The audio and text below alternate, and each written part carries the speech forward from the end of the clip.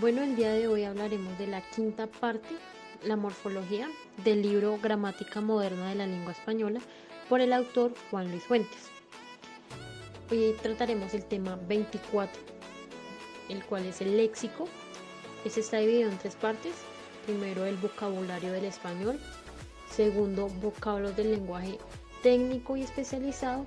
Y por último, el uso del léxico en el lenguaje poético. Para empezar, ¿qué es el léxico? El concepto de léxico encierra varios significados, todos ligados al mundo de la lingüística. Léxico en vocabulario de un idioma o de una región, el diccionario de una lengua o el caudal de modismos y voces de un autor. La gramática define como categoría o clase léxica a un grupo bien definido de palabras que tienen la particularidad de hacer referencia a ciertos conceptos, ya sea abstracto o materiales, y que tienen un significado independiente de su contexto. Este tipo de palabras suele ser clasificado según su comportamiento a nivel morfológico o sintáctico. A esta clase pertenecen los verbos, los sustantivos, los adverbios, los adjetivos, que se consideran subclasificaciones de la misma. A diferencia de las categorías gramaticales, se trata de un grupo abierto, ya que se contempla la posibilidad de futuros cambios en sus integrantes, así como la incorporación de nuevos componentes y de intercambios entre distintas lenguas, muy comunes en la era actual de la comunicación. Cuando una sociedad precisa de una nueva palabra para referirse a un concepto, un fenómeno o una idea que haya aparecido recientemente en su cultura, nace un término nuevo que posee contenido de tipo semántico y entra automáticamente al grupo de categorías léxicas del idioma al cual pertenece. Bueno, para profundizar el libro, encontramos la primera parte, el vocabulario del español. El léxico de un idioma es el conjunto de palabras que se dispone en ese idioma. Se le llama también vocabulario, de la misma forma que a las palabras se le llaman vocablos. El enorme caudal del léxico, ordenado por orden alfabético, se contiene en los diccionarios. Las palabras se derivan unas de otras, es decir, se rompen, se interfieren, influyen, cambian de valor, de forma, de uso, se prestigian, se desprestigian, como la moda, es decir, viven. Las lenguas que no cesan de evolucionar aumentan constantemente su vocabulario, por un lado, mientras que por el otro lo disminuyen. Hay palabras que se van incorporando a la lengua y palabras anticuadas que se pierden porque caen en desuso. El léxico se compone de fenómenos. Hablaré de los 7 fenómenos léxicos más importantes en la aparición de las palabras nuevas. Arcaísmos. A medida que una palabra se va quedando anticuada, deja de usarse. Estas palabras suelen referirse a objetos o a usos sociales que han pasado de moda. Algunas palabras no se pierden completamente, sino que se usan muy raramente. A este tipo de palabras pertenecen a los arcaísmos.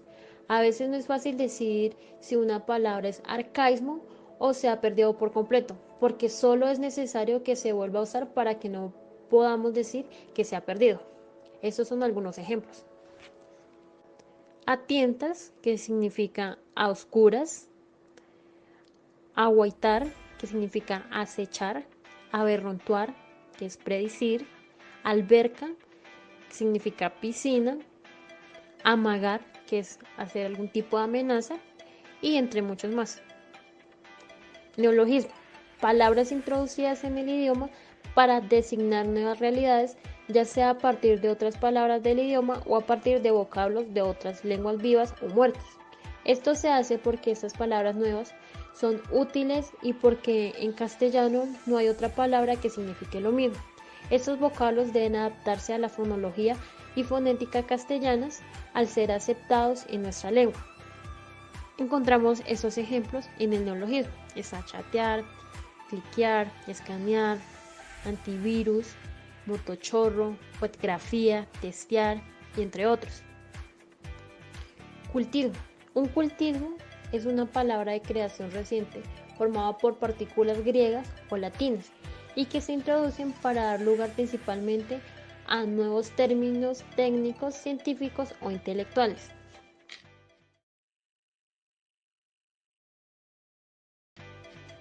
Ejemplos de cultivo. Está astronauta, de astro, del griego estrella, y nauta, del latín navegante. Cibernauta, del inglés ciber, cibernético, y nauta, del latín navegante. Microscopio, del griego micro, pequeño, y escopio, de visión.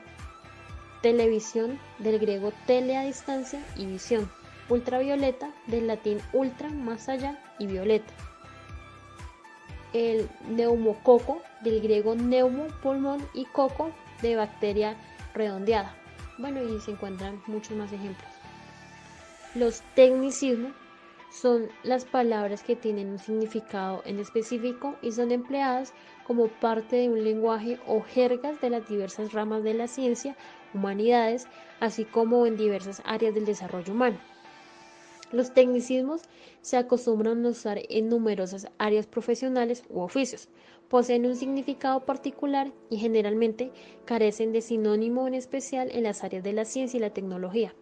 Los tecnicismos designan y definen un método, objeto, concepto, actividad u oficio.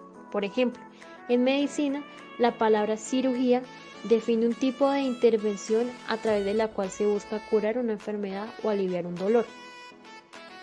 Eufemismos. Se llama eufemismo a la utilización de una palabra de sustitución de otra que se quiere evitar. El motivo del intento de evitar determinadas palabras está causado por el no faltar a normas sociales. Generalmente, un eufemismo se refiere a los temas del tabú. Esos son algunos ejemplos. Barbarismos. En sentido estricto, se llamaría barbarismo a todos los vocablos de procedencia extranjera, pero hablando con propiedad nos referimos solamente a las palabras de origen extranjero que se han aclimatado violentamente en nuestro idioma sin tener en cuenta las características de la lengua. Algunos ejemplos: cientista por científico, factoría por fábrica, suceso por éxito, marketing por mercado, selfie por fotografía. Vulgarismo. Un vulgarismo es una palabra utilizada popularmente de manera incorrecta. Son errores en el uso de la lengua. Esas expresiones atentan de algún modo a las reglas gramaticales del idioma. Un caso que se está generalizando mucho es la pérdida de la D intervocálica de los participios que terminan en ado y en ido. Por ejemplo, está ganado, que lo reemplazan por ganado. También se pierden algunas veces la D final de palabras como ciudad y verdad. Los vulgarismos más usuales son morfológicos. En estos encontramos los siguientes: el aiga por haya, el mesmo por mismo, el vení por venir, andé por anduve, el amá por mamá, el apá por apá. También encontramos errores como dijistes, fuistes, agregando una S. Bueno, segundo, encontramos los vocablos del lenguaje técnico y especializado. En este tiempo se ha descubierto que hay niveles léxicos, que una persona que es del campo no usa los mismos vocablos que otra de la ciudad. No hablamos igual que escribimos, no usamos los mismos vocablos con la familia, con los amigos, en la escuela o en el trabajo. Por ejemplo, un médico cuando habla con otros médicos no usa los mismos vocablos que cuando explica a un paciente la enfermedad que tiene y los cuidados que debe procurarse. En el vocabulario se manifiestan diferencias de uso, los mismos que en las personas se pueden observar grandes diferencias en las expresiones, pero con las facilidades actuales de técnicas de comunicación como son la radio, la prensa, la televisión, el cine, el hombre medio continuamente en contacto con los vocablos técnicos y vocablos especializados de los más diversos campos de la cultura, las ciencias y las técnicas. Cada ciencia y cada profesión posee una terminología propia para designar sus objetos y operaciones. Muchos de esos vocablos no salían del nivel léxico de sus usuarios. Esto no se incorporaban en la lengua general.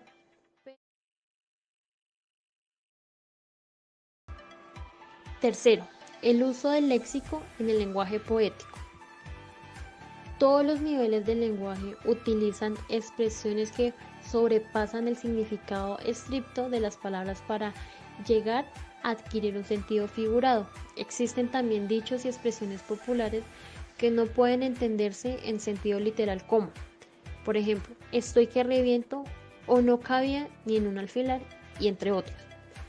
En todos los campos de la vida humana hay expresiones figuradas, pues vemos este tipo de frases en la política, la economía, los negocios, entre otros, con ideas como brotes de violencia, cortar por lo sano, voltear el mercado, despegue económico.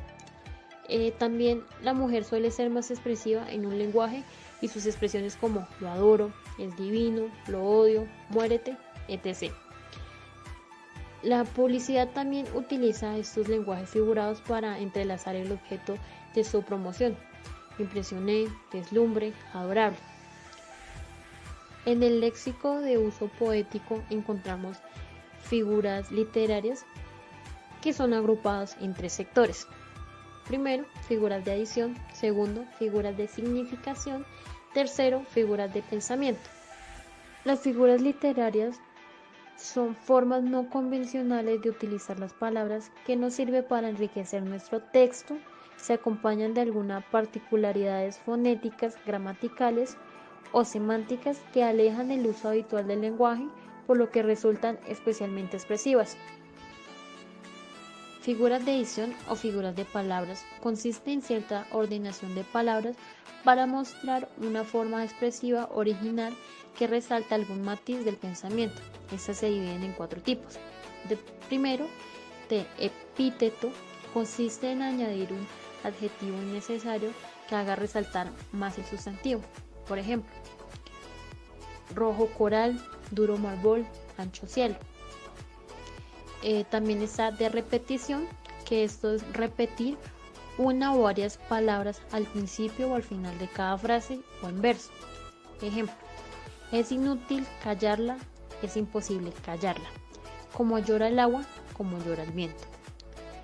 De supresión, suprimir palabras o frases que se referían en cada frase.